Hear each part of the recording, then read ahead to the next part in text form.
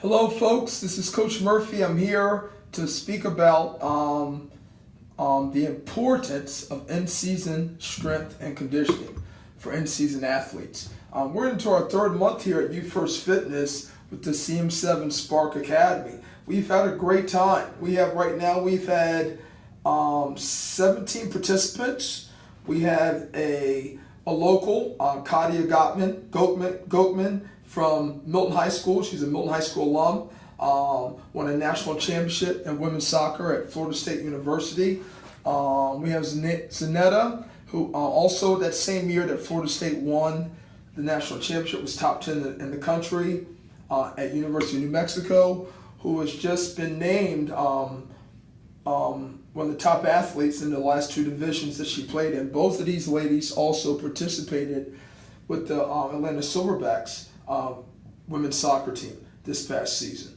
Our reason for saying that is that our curriculum, that's the CM7 SPARQ Academy. We have professional athletes, and our youngest athlete is in 5th grade. This is a cognitive program, and as we're starting to get into February, okay, we're a month away from February, where all the spring practices begin. I want to speak to you all about the importance of in-season strength conditioning. For athletes that are prepared during the off season, a lot of athletes that spend so much time preparing for the off season end up, stopping as soon as the season begins. Staying strong is just as important as getting strong. So as we go into the season, we want to make sure that all that work we put in leading up until the season, we maintain that. In any program you go to, when I was at Georgia Tech with the Falcons, in season of the Hawks, any other high level strength conditioning program or curriculum, their athletes in season are going to have at least once to no more than twice a week an in-season strength conditioning program, just to help decrease the chance of injury. So stabilizing the structure that has been built over the last couple of years, over the last few months, must be maintained, if not even improved, throughout the course of the season. Unfortunately, too many athletes allow their off-season discipline to go to waste by not training during the in-season and failing to maintain the cognitive and physical gains they work so hard to develop. Speed is our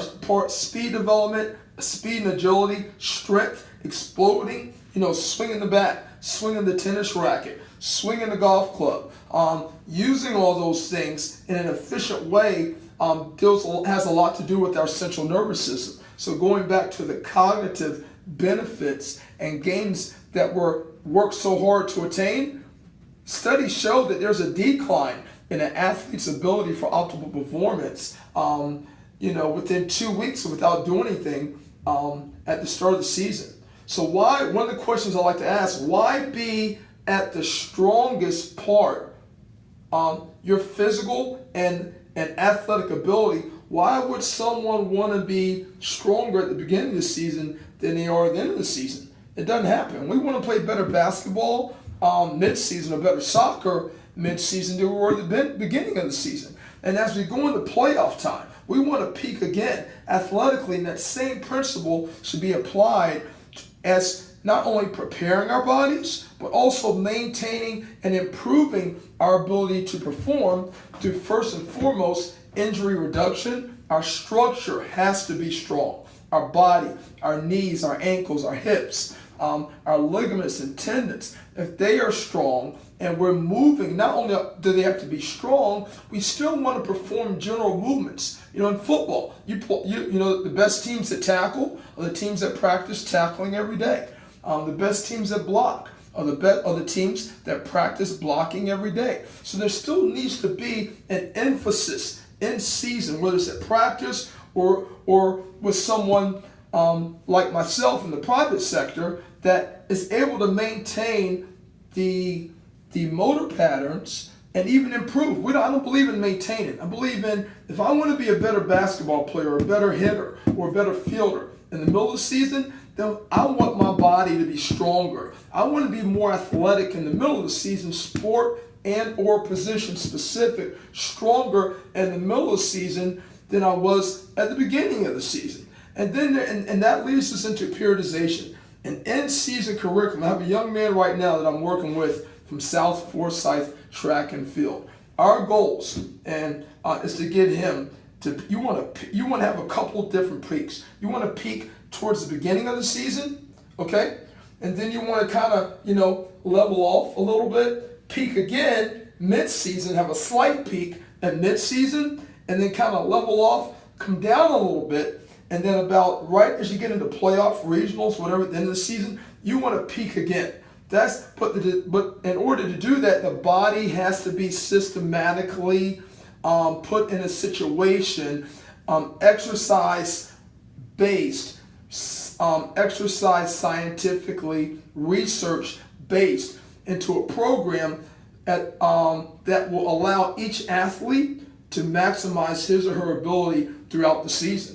And that's where the background exercise science comes in. Periodization, psychology of coaching. The body can only sustain so much. So again, you'll be able to read the blog that's attached, but we want you to understand that to stop during the season is critical and can be crucial to not only performance, but in increases in athletes' possibility of getting injured. So again, our CM7 curriculum is going to start again February 6th. That will be a Monday. February 6th, 2017, a 3-month program. We're going to have limited slots. We're only going to have a few slots. We had to turn away people this previous session, 3-month session. I think we turned away about six or seven people who wanted to get in, but they got in too late. This is a curriculum, so if you think it's something you're interested in, please contact us at info@youfirst. That's you, the letter U, firstfitness.com. So info@youfirstfitness.com. If you're interested, now's the time to get in, try one of our sessions, and we're going to be opening up registration for February. It is a 3-month commitment, all right? And those of you that have participated, they're going to be carrying over. It will be month to month after that. So there goes my phone. There goes another parent. And hey, have a great day, sports fans.